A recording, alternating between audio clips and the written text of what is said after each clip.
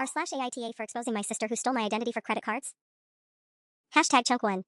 The letter came on a Tuesday, and my entire world tilted sideways. I was sitting at my desk in my new studio apartment, temporary studio apartment, scrolling through job applications when the email notification popped up. Capital One, asking about a credit card I'd never opened. Then Discover. Then American Express. Then Chase. 5 minutes later, I had 12 notifications from financial institutions I'd never contacted, all asking about accounts I'd never created, all carrying balances that made my stomach drop into my shoes. My hands were shaking so badly I could barely hold my phone. I sat there staring at the screen, my brain struggling to process what I was seeing. The numbers didn't make sense. Thousands of dollars. No, tens of thousands of dollars. All in my name. All opened over the past 2 years. This wasn't a mistake. This was theft. I immediately pulled my credit report, something I'd never really bothered to check carefully before, and the full scope of the disaster became apparent. 23 accounts. 23 different cards, loans, and store credit lines, all maxed out or nearly maxed out, all under my social security number, all with the same address listed as a mailing address, my parents' house. My parents' house, where my sister still lived. The realization hit me like a physical blow. I had to get up and walk to the bathroom, certain I was going to be sick. I wasn't. I just stood there gripping the sink, staring at myself in the mirror, trying to understand how this had happened and why. The answer was Sarah. It had to be. My older sister, Sarah, who was 31 and still living in our parents' house. Sarah, who'd never held down a job for more than a few months. Sarah, who always seemed to have money for manicures and shopping trips despite being perpetually between jobs. Sarah, who our parents had always made excuses for, protected, defended, and quietly bailed out whenever she got into trouble. I called her immediately, my voice tight and controlled in a way that took enormous effort. Sarah, I need you to tell me right now, did you open credit card accounts in my name? There was a pause. Then, can we talk about this in person? The fact that she didn't immediately deny it made my blood run cold. I drove to my parents' house that evening after work, my hands still trembling on the steering wheel. My mother was in the kitchen when I arrived, and she took one look at my face before her expression shifted to something wary and closed off. Where's Sarah? I asked.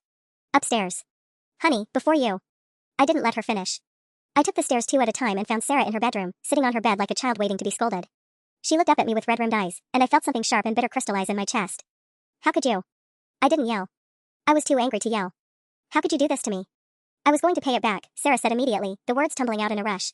I needed money, and I knew your credit was good, and I was going to pay it all back before you even noticed.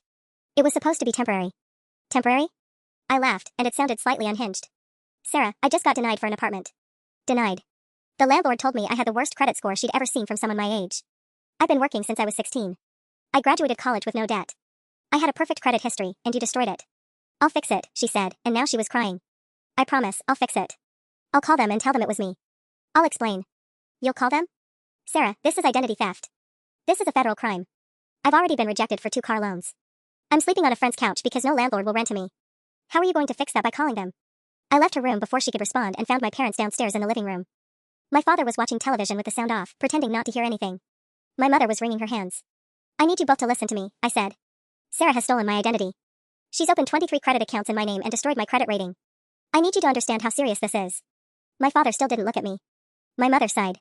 Sweetheart, I think you're overreacting, she said. Sarah made a mistake, but she's your sister. She didn't mean to hurt you.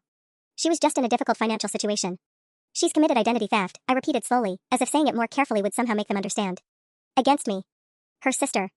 Your sister has always struggled, my mother continued, in that gentle, patient voice that I suddenly wanted to scream at. She's sensitive. She needs our support right now, not legal consequences. What about me? The question came out smaller than I intended. What about my life? I can't rent an apartment. I can't get a car. My financial future is destroyed. You're young, my father finally spoke, still not turning from the television. You have time to rebuild. Sarah is older. She has fewer options. I stood there, frozen, waiting for one of them to realize what they just said. That my sister's comfort was more important than my well-being. That her mistake was more forgivable than my suffering. They never did. You need to fix this, I said quietly. All of you. You need to make this right, or I will. I left before any of them could respond. As I drove back to my temporary apartment, my phone buzzed with a text from Sarah, *, I'm sorry. Please don't do anything legal. Mom and Dad are really upset, *. The audacity of it made my hands shake all over again.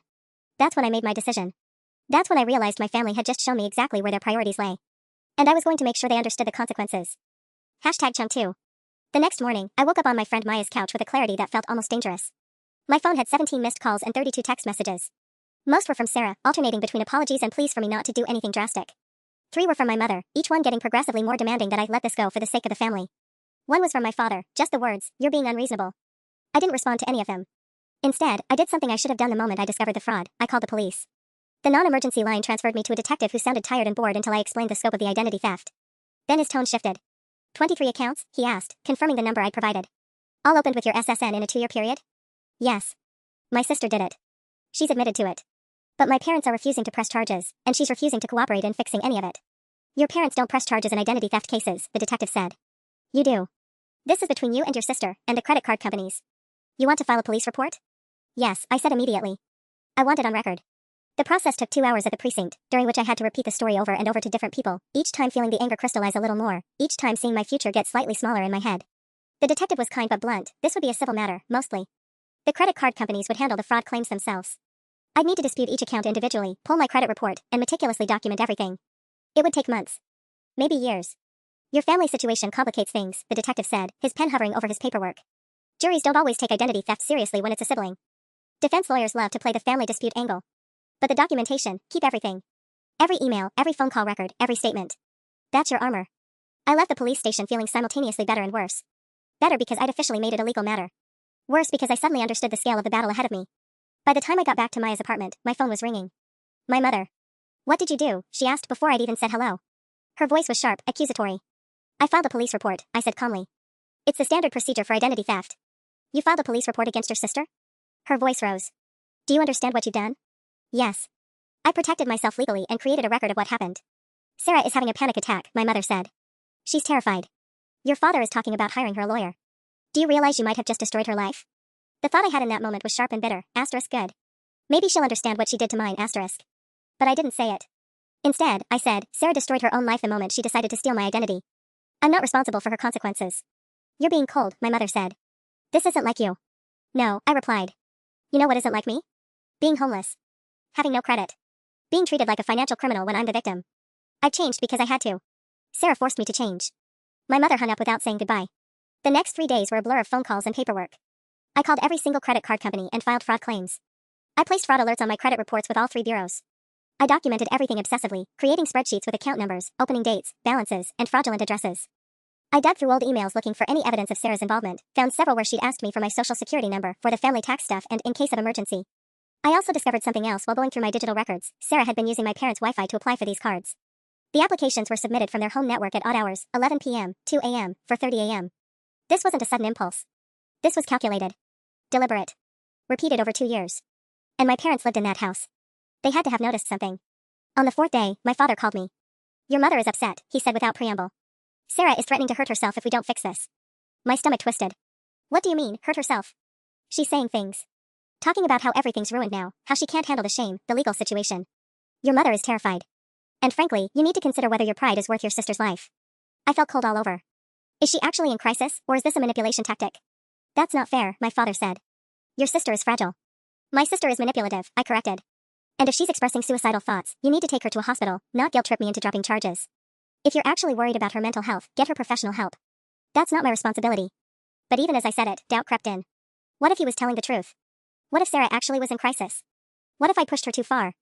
Maya found me sitting on her kitchen floor later that evening, spiraling. Hey, she said, sitting down next to me. You're not responsible for her choices. But what if? Stop, Maya interrupted. She committed identity theft. Against you. And now your family is trying to guilt you by threatening self-harm. Do you see how manipulative that is? I did. I could see it clearly when she pointed it out. But seeing it and feeling it were 2 different things. That night, I made a decision that would change everything. I created a new email account, anonymous, untraceable to me. And I started drafting a message. Not to my family. To something much bigger. I would tell my story online. Not for revenge, though that was part of it. But for protection. For documentation. For the thousands of other people who'd been in my position and been gaslit into silence by their families. My sister had chosen this path the moment she'd stolen my identity. My family had chosen it the moment they'd protected her instead of me. And I was done protecting either of them. #chunk3. The anonymous email account felt like crossing a line I couldn't uncross. I stared at the blank composed window for almost an hour, my fingers hovering over the keyboard like they belonged to someone else. Maya had fallen asleep on the couch, her head tilted back at an uncomfortable angle. The apartment was silent except for the hum of the refrigerator and the occasional car passing by on the street below. I started typing. Asterisk, my name isn't important. What's important is that I'm a 24-year-old with a destroyed credit score because my older sister opened 23 credit cards in my name over the past 2 years, and my family chose to protect her instead of me, asterisk. I wrote for 3 hours straight. I included dates, account numbers, the amounts owed, the fake addresses Sarah had used. I described the apartment applications that were rejected, the car loan I couldn't get, the job interview where the background check came back flagged. I included the text messages from Sarah admitting what she'd done. The police report number. The detective's name. Everything. But I didn't post it yet. Instead, I saved it as a draft and closed the laptop. My hands were shaking. This was the moment where I could still turn back. I could delete everything, call my family, maybe go to therapy and work through this the healthy way everyone seemed to think I should. The way that prioritized family unity over my actual well-being. The way that would leave Sarah's crimes unpunished and my credit report destroyed. The next morning, before I could second-guess myself further, I did something that felt almost as radical. I called my college's legal aid office. They had free resources for students and recent graduates. The lawyer I spoke with, a woman named Patricia who sounded like she'd heard every variation of family betrayal, was blunt. "You have a strong case for civil recovery," she said. "Identity theft is identity theft, regardless of who commits it." However. There was always a however. However, the family angle complicates things. Juries can be sympathetic to family members. Defense lawyers will argue she had access to your information, you were careless with your SSN, maybe you even gave her permission implicitly. They'll try to paint this as a misunderstanding between siblings. "She stole my identity," I said flatly. "There's no misunderstanding." "I know that." "You know that." "A jury might not. But here's what I'd recommend, document everything. Every communication. Every financial impact. Create a timeline. And consider whether you want to pursue this civilly, criminally, or both. The police report is good, that's your paper trail. But you'll need to decide what outcome you actually want." I hadn't let myself think about that. What did I want? Money? Sarah didn't have it. An apology? She'd already proven that was worthless. Justice? The system wasn't going to hand that to me on a silver platter. What I wanted, I realized, was for her to understand. For my family to understand. For the world to understand that this wasn't some minor family squabble that could be smoothed over with time and forced forgiveness. That night, I checked my phone to find 17 new messages. Not from my family, they'd mostly gone silent after my father's guilt trip call about Sarah's alleged mental crisis. Instead, they were from people I hadn't talked to in months. College friends. High school acquaintances. People asking if I was okay, if I needed anything, if the rumors they were hearing were true. Rumors. That's when I realized Sarah had talked. Probably to mutual friends, probably painting herself as the victim of an overreaching younger sibling, probably making sure the narrative got to everyone before I could. I could see it in the tone of these messages, they weren't offers of support. They were fishing expeditions. I called Maya at work. "Did Sarah say something to people about me?" "Oh," Maya said quietly. "Yeah. She's been texting people. Saying you're trying to destroy her over a misunderstanding, that you're being vindictive because you're jealous of her, that your parents are heartbroken about the family drama. It's actually pretty convincing if you don't know the full story." My chest tightened. She was controlling the narrative. She was preparing people to be sympathetic to her when this came out. "I need to post my story," I said. "Before she rewrites it completely." "Are you sure?" Maya asked, and I could hear the concern in her voice. "Once you do this, there's no taking it back." "There's already no taking it back," I said. "She already stole from me. My family already chose her side. I'm just making sure everyone knows the truth instead of her version of it." I spent the next 2 hours refining my post. I added screenshots of the text messages where Sarah admitted to the fraud. I added the police report number and advised anyone reading to look it up if they didn't believe me. I included the credit card company statements showing the fraudulent charges. I was careful, precise, and absolutely damning. Around 10 p.m., I posted it on Reddit. Not just in one place, but in r/am@asshole, r/justnofamily, r/personal finance, and r/legal advice. I wanted maximum visibility. I wanted people to read this and understand that I wasn't the villain here. The responses started coming within minutes. At first, they were supportive. "OP, you did the right thing. Your family is insane. Sue her into oblivion." But then, as the post gained traction, it hit the front page of r/am@asshole within an hour, the complications started appearing. A comment from someone claiming to be a therapist suggesting that Sarah might have undiagnosed mental health issues that drove the compulsive behavior. Upvoted 2,000 times. Another comment questioning whether I'd actually been careful enough with my personal information. Upvoted 1,500 times. A long thread of people debating whether family loyalty should supersede legal consequences. Hundreds of comments, most of them harsh toward me. And then, the worst part, someone found Sarah. I don't know how. Maybe she wasn't as careful online as she thought. Maybe someone who knew both of us made the connection. But by midnight, comments were appearing with her full name, her Facebook profile, her employer. People were tagging her in responses. Calling her a thief. Worse things. My phone buzzed. An unknown number. "Is this her?" a man's voice asked. Sarah's boyfriend, I assumed. "Did you post this shit about Sarah online?" I hung up. The comments kept coming. The supportive ones were getting buried. The vicious ones were multiplying.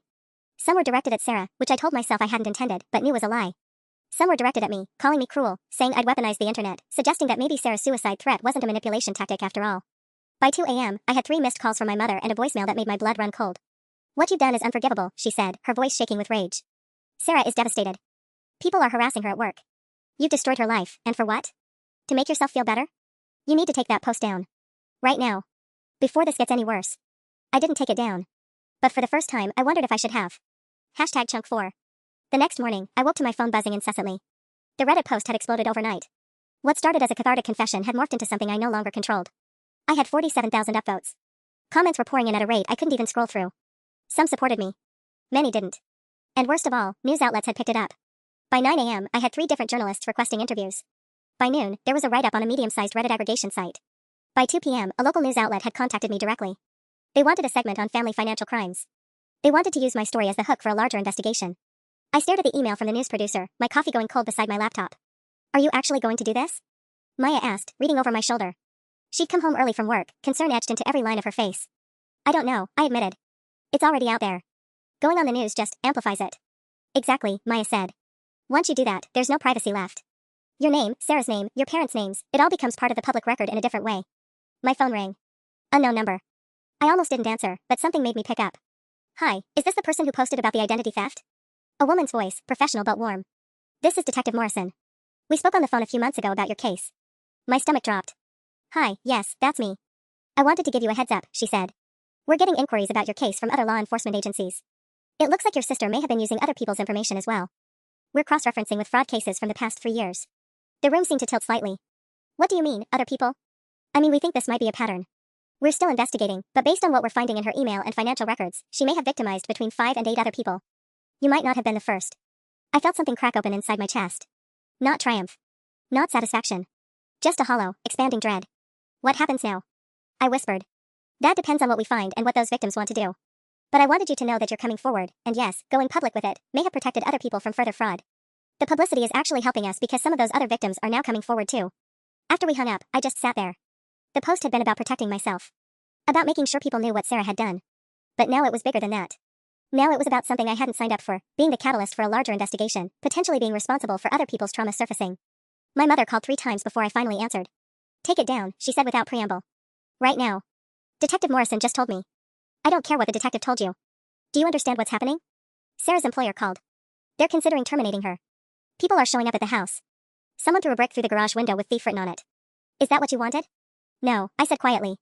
But nothing. You destroyed this family over your own selfishness. Sarah made a mistake. People make mistakes. And you decided to punish her publicly like she's some kind of monster. Well, congratulations. You've turned her into one. She stole from me, I said, my voice steady even as my hands shook. Multiple times. And lied about it. Repeatedly. She's your sister. My mother's voice cracked.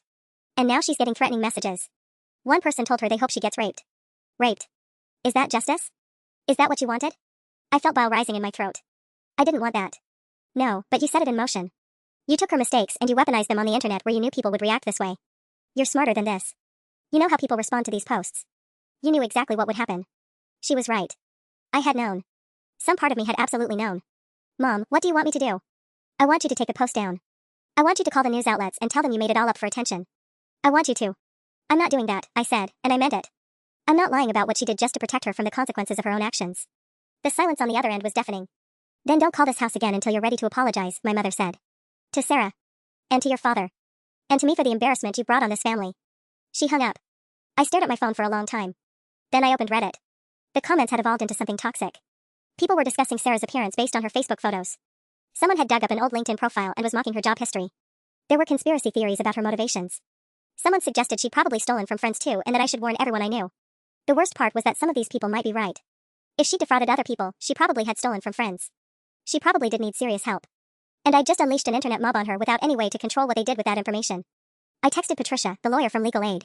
The post is getting a lot of attention. Police are finding evidence she victimized other people. My family is falling apart. What do I do? Her response came back within an hour, we need to talk. This has escalated beyond the original scope. Can you come in tomorrow? That night, I didn't sleep. I scrolled through the comments on my post until my eyes burned. I read articles about other identity theft cases that had gone viral, about the long-term psychological damage to perpetrators when the internet found them. I watched YouTube videos of people discussing my situation like they knew any of us personally. And somewhere in that endless scroll, I found a comment that made me stop. OP, I'm one of the other people your sister defrauded, it read. I've been too ashamed to report it or tell anyone. Seeing your post gave me the courage to come forward. The police contacted me yesterday and I'm finally doing something about it. I wanted you to know that even though this is messy and complicated and probably hurting, you've also helped at least one other person reclaim their life. Thank you. It had 17 upvotes. It was buried under hundreds of other comments. But it was there. And I still didn't know if that made any of this okay. #Chunk5. The legal aid office was different in the harsh morning light. The coffee stains on the carpet seemed darker, the fluorescent lights more institutional. Patricia sat across from me with her reading glasses on, a thick folder open in front of her. She looked like she hadn't slept either. Okay, she said without preamble. Let's talk about what you've actually accomplished and what you potentially opened yourself up to. I brought my laptop. I showed her the news articles, the Reddit thread still climbing in upvotes, the email from the producer that I still hadn't responded to. You've become a public figure in this narrative, Patricia said, removing her glasses and rubbing her eyes. That's not necessarily bad, but it changes everything legally. The good news is that the police investigation is now substantially stronger. Detective Morrison called me yesterday. They found credit cards opened in the names of 3 other people. 2 of them are already cooperating with the investigation. The third one still doesn't know she's been victimized. When will she find out? I asked. When Morrison contacts her. Which could be today, could be next week. These things move slowly. Patricia leaned back in her chair. But here's where it gets complicated. Your sister's attorney is already building a defense strategy. My stomach twisted. She hired a lawyer? Of course she did. And he's smart. He's claiming that the post was defamatory, that you deliberately published information with malicious intent to damage her reputation and career prospects. He's also arguing that by going public before the investigation concluded, you prejudiced the jury pool and made a fair trial impossible. But it's the truth, I said. She did steal my identity. Yes. And truth is a defense against defamation. But here's the thing, Patricia pulled out another document. He's also filing a cease and desist letter demanding you remove the post and issue a public retraction. If you don't comply within 14 days, he's threatening a civil lawsuit against you for defamation, intentional infliction of emotional distress, and tortious interference with her employment. I felt the room tilt slightly. Can he actually do that? After she stole from me? Can he file? Yes. Will it stick? Patricia's expression was grim. That's less clear. But lawsuits are expensive, and even if you eventually win, you'll spend thousands defending yourself. Money you probably don't have, given that your credit is destroyed and you're living with a roommate. So what are you saying? My voice came out smaller than I intended. That I should take the post down? I'm saying you need to understand the consequences before you make that decision. Because right now, you have options. Once you're sued, those options narrow considerably. My phone buzzed. Then again. And again. I ignored it. Patricia continued. The other thing happening is that your sister is considering accepting a plea deal. The prosecutor is offering her felony charges for the fraud you're a victim of, plus misdemeanor charges for the others pending investigation. She'd get probation and restitution instead of jail time. Is that good or bad? It's neutral, Patricia said. It means she doesn't go to prison, but she has a felony on her record permanently. It means you don't have to testify at trial. It also means the media attention dies down faster because there's no dramatic court case. But my family. Your family will be angry either way. The only difference is whether it's a 6-month news cycle or a 2-year trial. I finally looked at my phone. 47 messages. Most from unknown numbers. A few from old college friends. One from my dad. One from a number I didn't recognize with a subject line, "Can we talk about my stolen identity?" That's one of the other victims, Patricia said, glancing at the message. Don't respond. Refer them to the police department. You can't be advising fraud victims or coordinating with them. It looks coordinated. It looks like you orchestrated this for attention. But I didn't. I know. But perception matters when you're in the public eye. My phone rang. Unknown number again. I let it go to voicemail. There's something else, Patricia said quietly. I got a call from a journalist who's investigating your family. Apparently, someone who knows them, possibly a neighbor, possibly someone from your parents' church, has been feeding information to a true crime podcast. They're building a narrative around family dynamics, parental favoritism, the whole thing. It's going to air next month. I didn't do that. I know. But the internet has a life of its own. You threw a stone into a pond and now you're watching the ripples hit shores you didn't even know existed. I stood up, needing to move, needing to escape the weight of this conversation. So what do I do? What's my move here? Patricia was quiet for a long moment. You need to decide what you actually want. Is it justice? Accountability? Revenge? Protection? Because depending on the answer, the right move is different. If you want Sarah to suffer, you've accomplished that already, she's suffering. If you want your life back and your credit fixed, taking the post down and accepting a plea deal might be faster. If you want systemic change and to protect other people, cooperating with the investigation and maybe doing controlled interviews with reputable outlets might be the way to go. I want all of those things, I said. Then you can't have all of those things, Patricia replied. That's not how this works. I left her office with a list of instructions. Don't talk to Sarah, don't talk to my family, don't respond to messages from unknown numbers, don't delete the post but don't engage with comments, don't accept interview requests without calling her first. I walked home in the rain that had started while we were talking. My phone kept vibrating. At some point, I stopped checking it. When I got to the apartment, Maya was waiting on the couch with 2 boxes of pizza and a grave expression. Your mom called the apartment complex, she said. She told them you were mentally unstable and asked if they could do a welfare check. The landlord almost contacted the police. I laughed. I actually laughed, because what else could I do? Because the situation had become so surreal, so far beyond what I'd imagined when I typed that first Reddit post, that laughter seemed like the only reasonable response. It's not funny, Maya said. I know, I replied, and I meant it. It's really not. But I couldn't stop laughing anyway. #Chunk6. The cease and desist letter arrived on a Tuesday, hand-delivered by a process server who looked almost apologetic as he handed it to me at work. I was restocking shelves at the bookstore when he found me in the back, clipboard in hand, asking me to sign that I'd received it. My manager watched the whole thing with the kind of curiosity that I knew would turn into gossip by lunch. I didn't open it until my break. The letterhead was from Castellano and Associates, a firm I recognized from one of the news articles about Sarah. Her lawyer was serious. Expensive. The kind of serious that made my hands shake as I read through paragraphs of legal language explaining that I had defamed, harassed, and deliberately damaged Sarah's reputation and career prospects. The letter was cold and precise and designed to terrify. 14 days to remove the post. 14 days to issue a public retraction.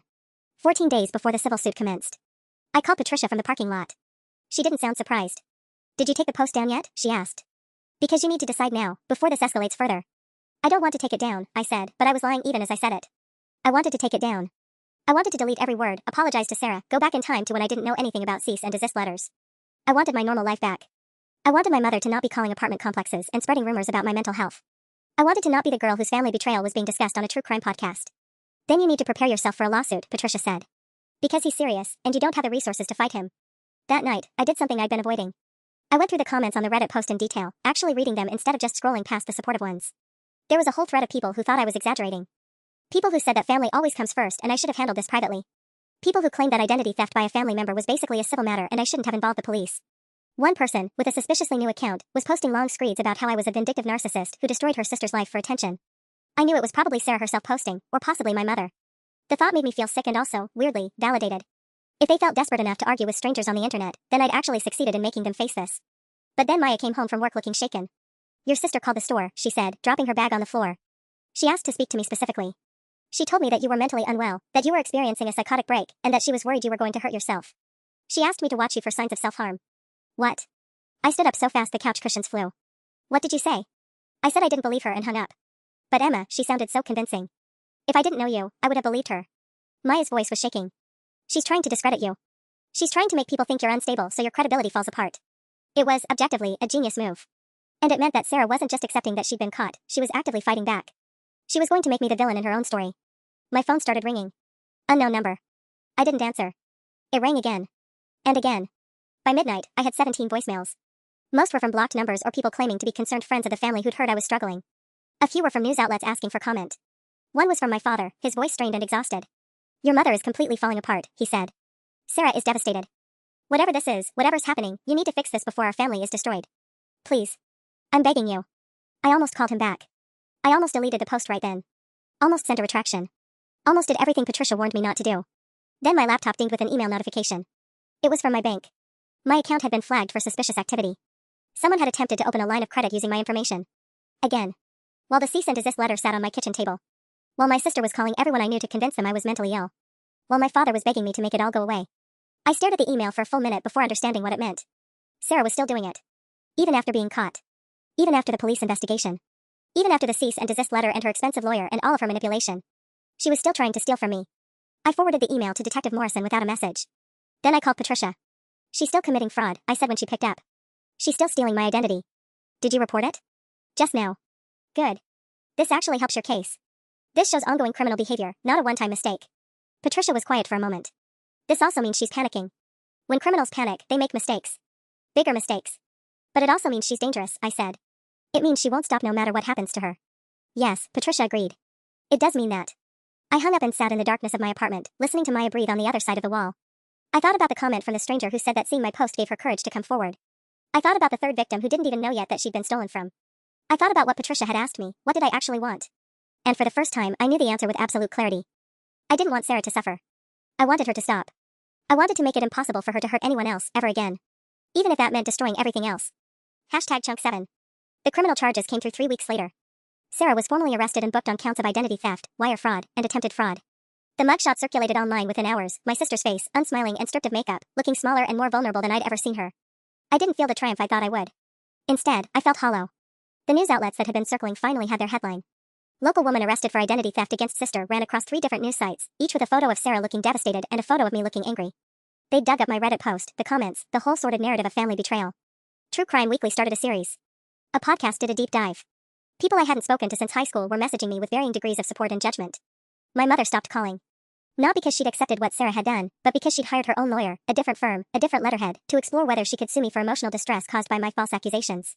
She's not actually going to win anything, Patricia assured me when I brought her the new cease and desist letter. But she can absolutely make your life miserable in the process. Which is probably the point. The point was that I'd won, except that winning looked nothing like I'd imagined. Sarah was facing prosecution. I was getting my credit cleared. Detective Morrison had opened a second investigation into the attempted fraud that happened while she was out on bail. Everything was theoretically going my way.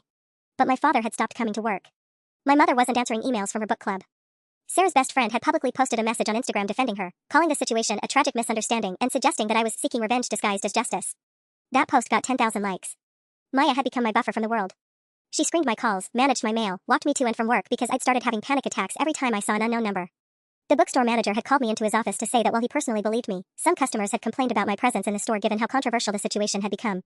He wasn't firing me, he assured me. Just asking if I wanted to move to the back, away from the register. I'd asked for the transfer. Then, 2 days before Sarah's preliminary hearing, the second victim came forward. Her name was Jennifer. She was 32, a marketing consultant who discovered fraudulent accounts in her name dating back 14 months. She'd seen my Reddit post and my name in the news and realized the pattern: same person, same methods, same lies about borrowing the identity temporarily. Jennifer hired her own lawyer and joined the case against Sarah. Then a third victim came forward. Then a fourth. Patricia called me at work with the news, and her voice was different. Sharper. Colder. Professional in a way that made my stomach drop. Your sister has a much bigger problem than she realized, Patricia said. The DA is talking about upgrading the charges. Multiple victims means this moves beyond simple identity theft into organized fraud. We're looking at felony charges, potentially significant prison time. How much time? I asked. Years. Could be 5, could be 10, depending on the plea deal and how aggressive the prosecution wants to be. I hung up and went to the bathroom at the bookstore and locked myself in a stall. I didn't cry. I was past crying. I just sat on the closed toilet and tried to remember what I'd wanted when this started. Justice.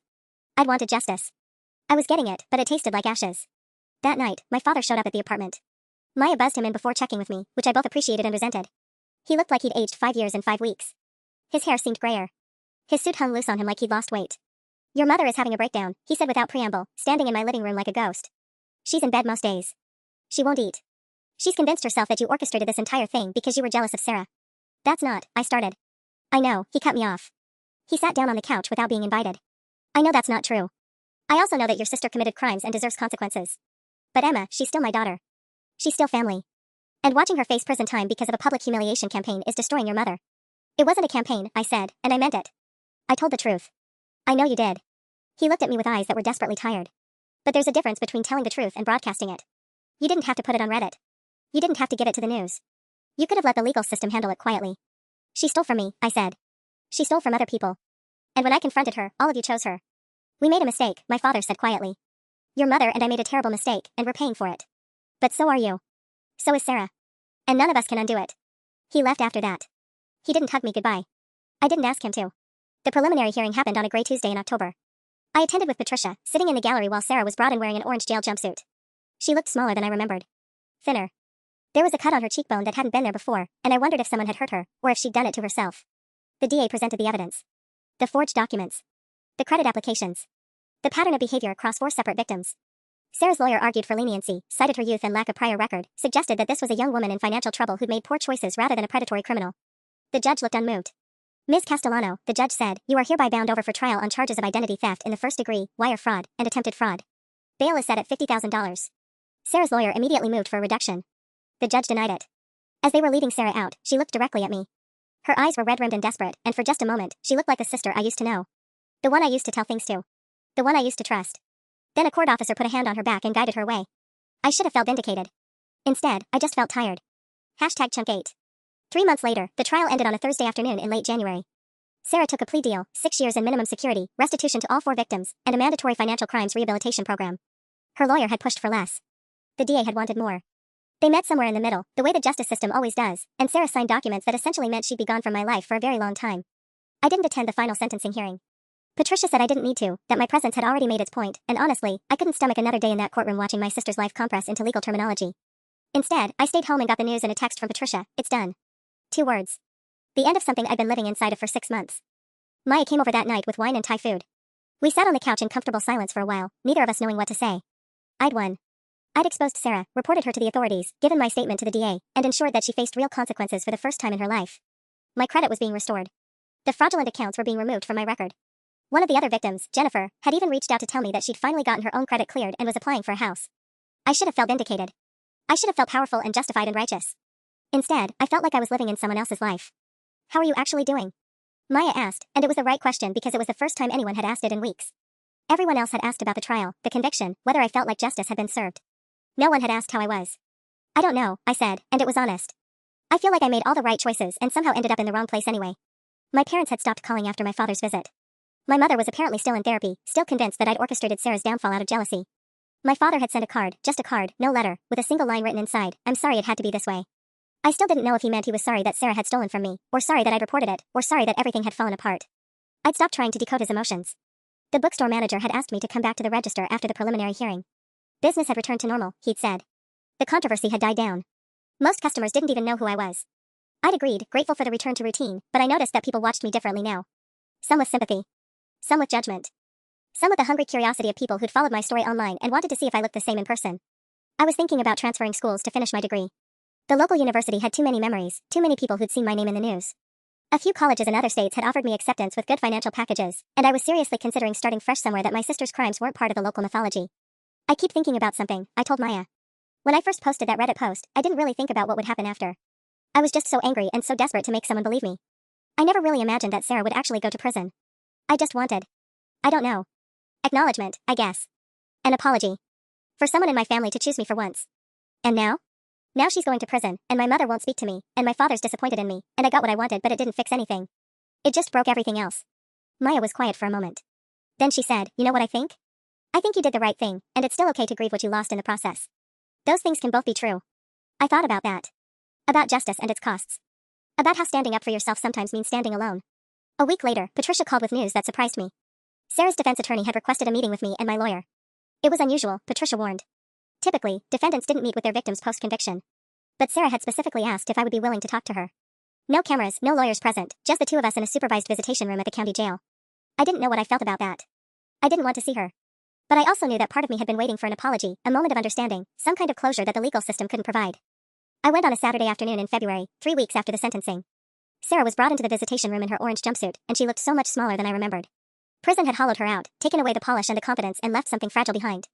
Thank you for coming, she said quietly, and her voice was nothing like the voice of the sister who'd lied to my face about borrowing my identity. I don't know why I came, I said honestly. I wanted to tell you that I'm sorry.